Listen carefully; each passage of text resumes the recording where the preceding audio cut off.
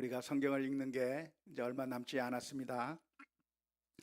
이번 주간에는 이제 빌레몬서까지 읽게 되겠는데요. 우리가 지금 읽고 있는 성경책은 바울 서신이 되겠습니다. 바울 사도가 보낸 편지 글들을 살펴보고 있는데, 이 바울 서신에서 자주 등장하는 표현이 하나 있다고 한다면 그것은 바로 예수 그리스도 안에서라고 하는 표현입니다. 그리스도 안에서라고 하는 표현이 바울 서신에 보면 많이 나오게 되는 것이죠. 예를 들어서 골로새서 1장 14절 말씀에 보면 이런 말씀이 기록되어 있습니다. 골로새서 1장 14절 말씀이요. 자막이 어디로 다 도망가 버렸습니까? 그렇군요. 제 화면에는 안 나옵니다.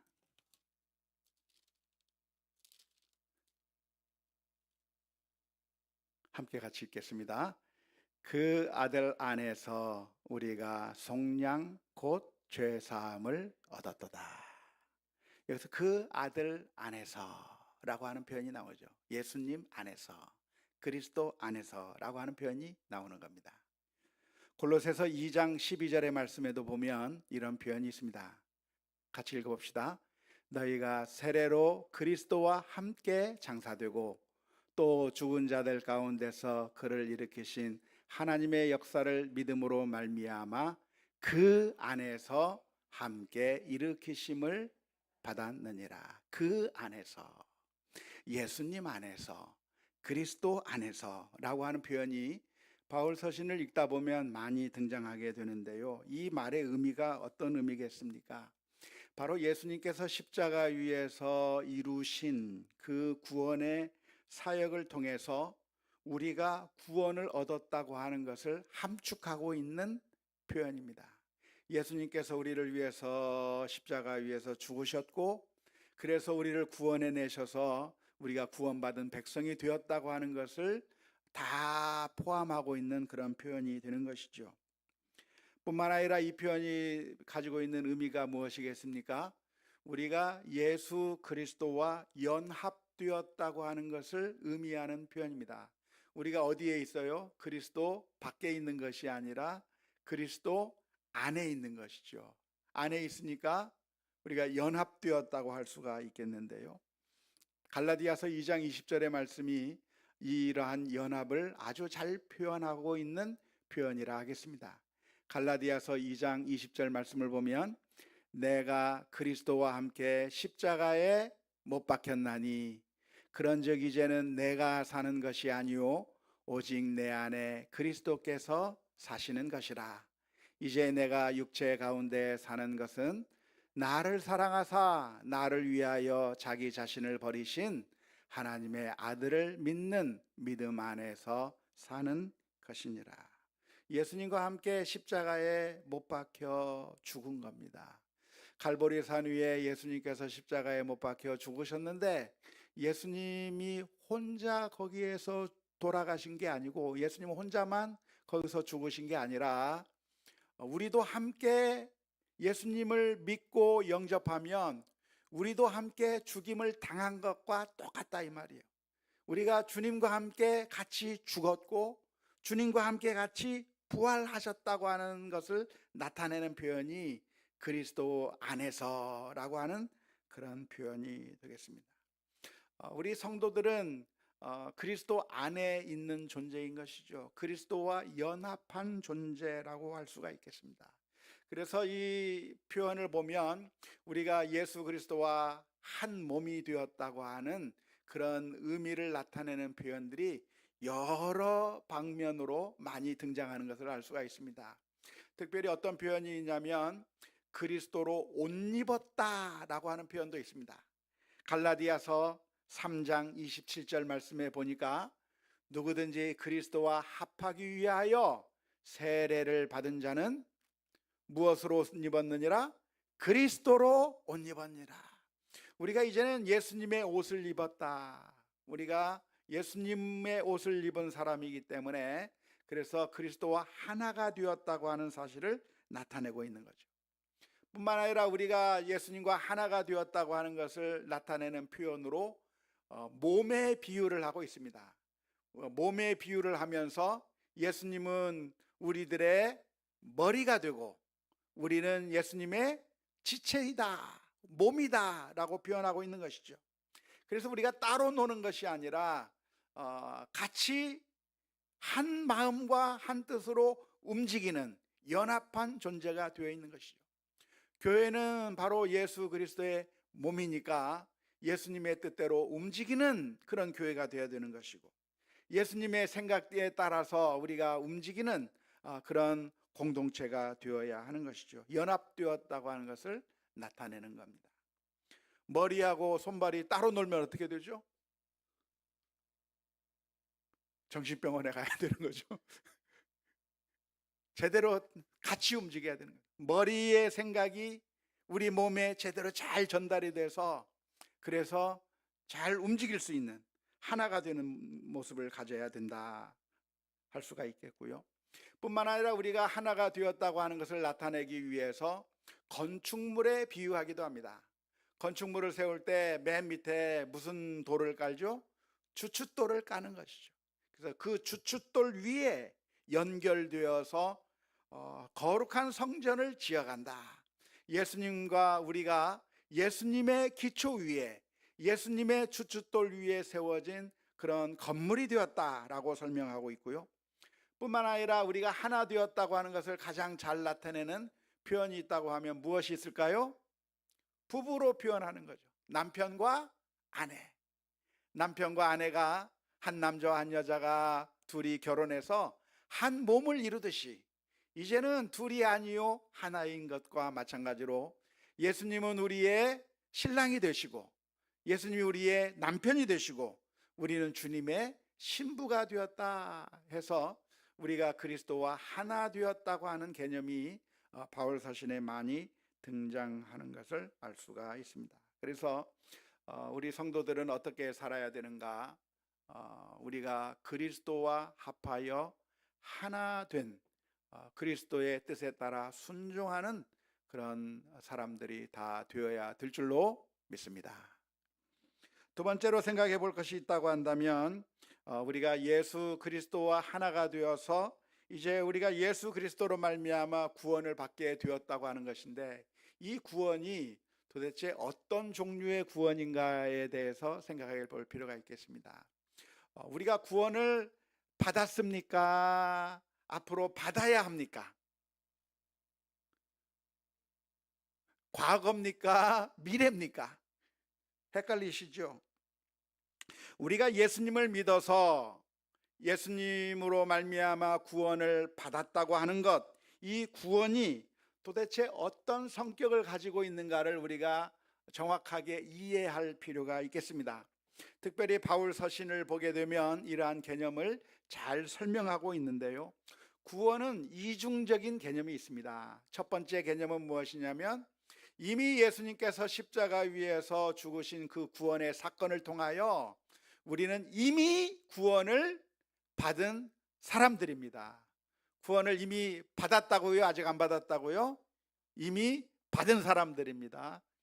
그런데 그렇기 때문에 이제는 더 이상 아무것도 필요 없느냐 하는 게 아니라 앞으로 미래에 우리가 구원의 완성을 기다리고 있는 사람들이다라고 하는 것을 이중적인 그 관점을 기억해야 할 겁니다. 그래서 어떻게 되는가? 이미와 아직이라고 하는 그런 두 가지 상태에 놓여져 있는 게 바로 우리들의 구원의 상태다라고 하는 것을 이해하시면 좋겠습니다.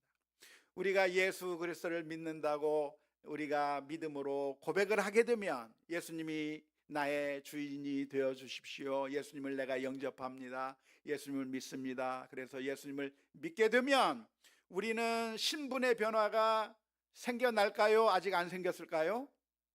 신분의 변화가 생겼습니다. 우리는 거듭나게 된 겁니다. 다시 태어나게 된 것이죠.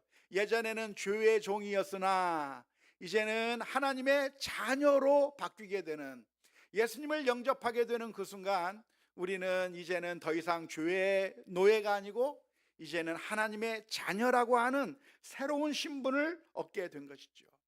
그런데 우리가 이 세상에 살아가는 동안에 아직의 측면이 남아 있다고 하는 것을 기억해야 됩니다.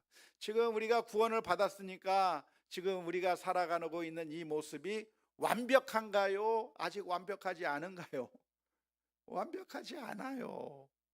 지금 이 세상에서 우리는 어떤 모습으로 살아가고 있습니까? 여전히 아픔도 있고 슬픔도 있고 고난도 당하고, 뿐만 아니라 우리가 영적으로 본다고 한다면 우리가 거룩한 삶을 살고 있는 것이 아니라 때때로 사탄의 유혹에 이끌려서 주님의 마음을 아프게 할 만한 일들을 우리들이 많이 하고 있는 것이죠. 이기적인 모습을 보이기도 하고 사람들을 미워하는 모습을 보이기도 하고 하나님의 사명을 망각하며 사는 삶을 살기도 하고 여러 가지 잘못된 일들을 우리가 많이 행하면서 사는, 그래서 구원받은 사람인가? 라고 질문을 던진다면 아직 구원을 받지 않은 것처럼 보이기 때문에 우리가 아직 죄의 영향력이 있다고 하는 사실을 우리가 잘 기억해야 되는 것이죠. 그래서 우리들은 누군가 이미 구원받았지만, 이미 구원을 받아서 신분이 변화됐지만, 그러나 현실적으로 우리들의 삶 가운데서 여전히 사탄에게 패배하는 일들이 나타나는 거죠. 여전히 우리들의 삶 가운데서 연약한 모습들이 나타나는 거죠. 우리의 몸의 구원을 기다리고 있는 거죠. 여전히 아픔과 슬픔 가운데 있는 것이죠. 언제 그것이 완성이 되겠습니까? 예수님께서 재림하게 되는 그 순간에 이제는 우리가 부활하여서 이제는 주님을 영접하게 되면서 이제는 더 이상 슬픔도 없고 이제는 더 이상 아픔도 없고 부족함도 없는 완벽한 천국으로 들어가게 되는 그 기간까지는 아직도 우리가 이 세상에 살아가고 있는 것이죠. 전쟁으로 치자면 어떤 모습이라고 할 수 있을까요? 전쟁을 하면 제2차 세계대전으로 말하자고 한다면 일본의 히로시마의 원자폭탄이 투하됐습니다. 그래가지고 기고만장하던 일본 천황이 항복선언을 했어요. 항복선언을 했으니까 전쟁에서 이겼습니까? 졌습니까? 이겼어요. 그런데 우리 조선 땅에는 지금 무슨 일이 벌어지고 있어요? 아직도 남아있는 일본 순사들이 우리를 괴롭히고 있단 말이에요.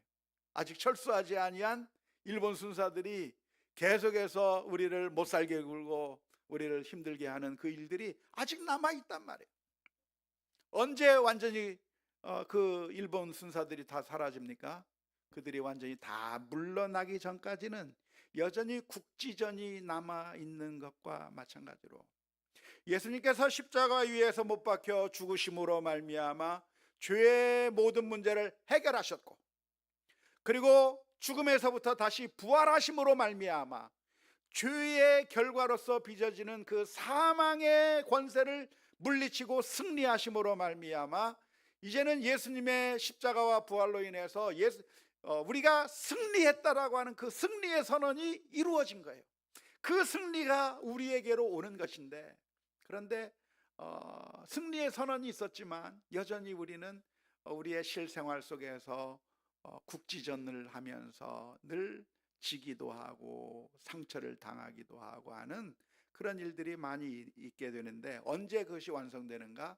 우리가 하나님 앞에 서게 되는 그때, 개인적인 종말이든 아니면 우주적인 종말을 통해서 이 모든 것들이 다 완성되게 될 때, 그때 가야 비로소 우리가 완전한 구원을 얻을 수 있다고 하는 이중적인 구원의 그 상태를 우리가 잘 기억해야 될 줄로 믿습니다.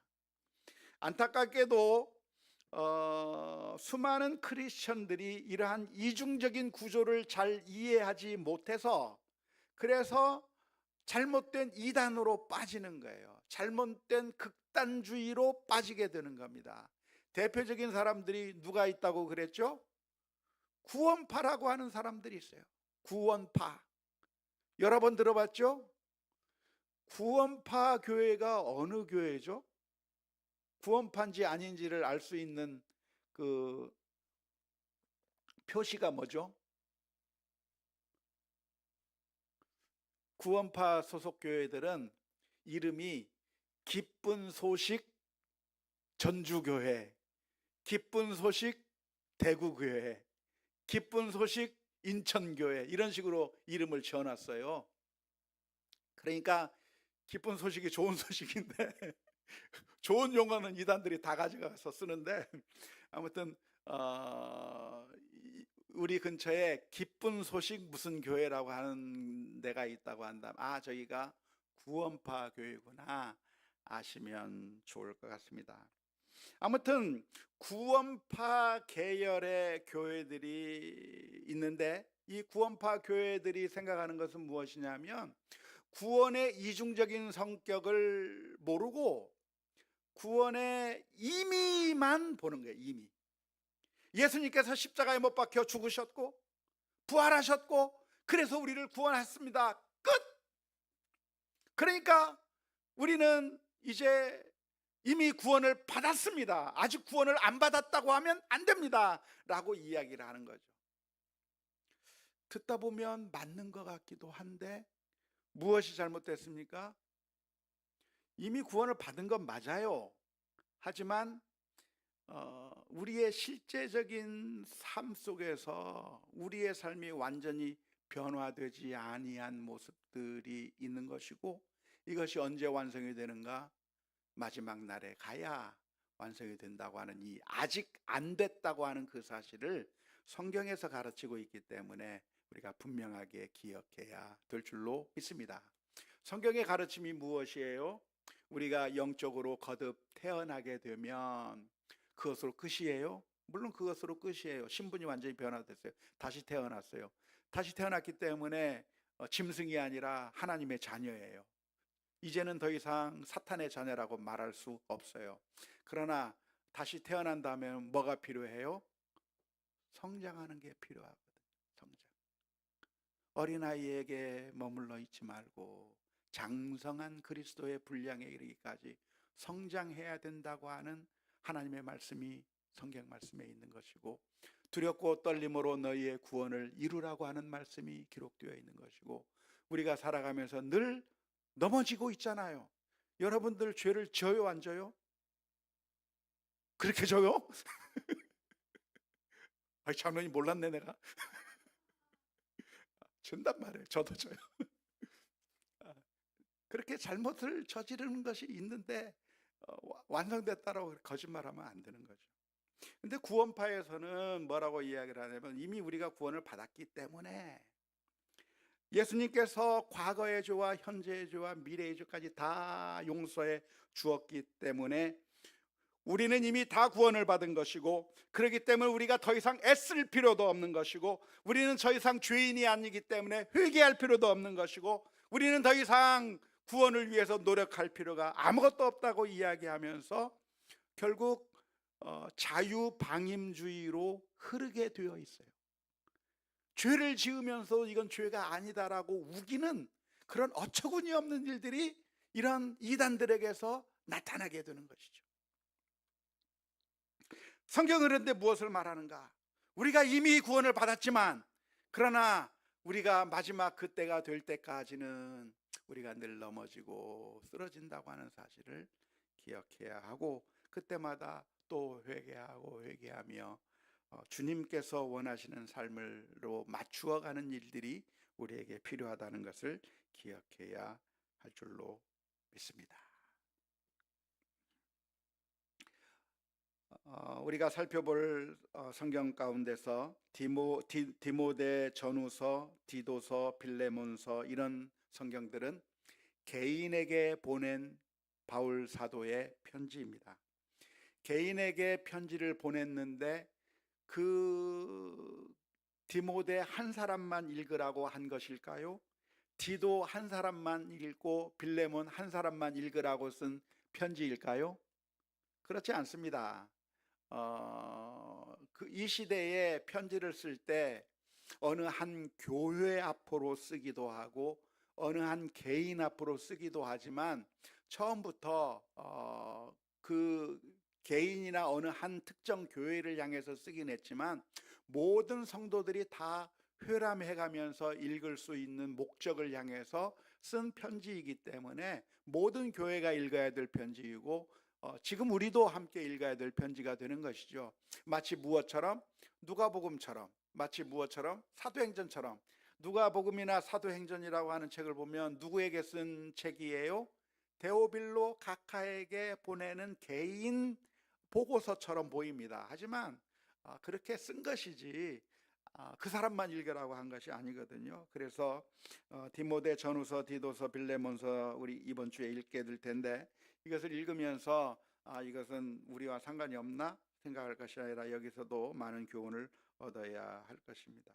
특별히 이곳에서는 교회의 지도자는 어떤 덕목을 갖추어야 하는가라고 하는 내용들도 나와 있는데 경건의 훈련을 해야 되고 헛된 논쟁에 말려들어서는 안 되고 뿐만 아니라 경건의 훈련을 해야 하고 시험에 빠지지 않고 말과 행동에서 책망받는 일들이 없도록 경건의 연습을 하라고 권면하고 있고요.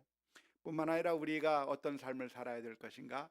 영적인 삶을 살 것을 권면하고 있습니다.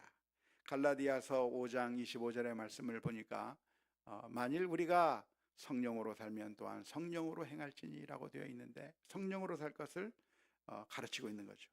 욕심과 탐심을 십자가에 못 박고 성령에 따라 위의 것을 찾는 삶을 살아야 하는 겁니다. 골로새서 3장 1절 2절에서 이렇게 표현하고 있습니다.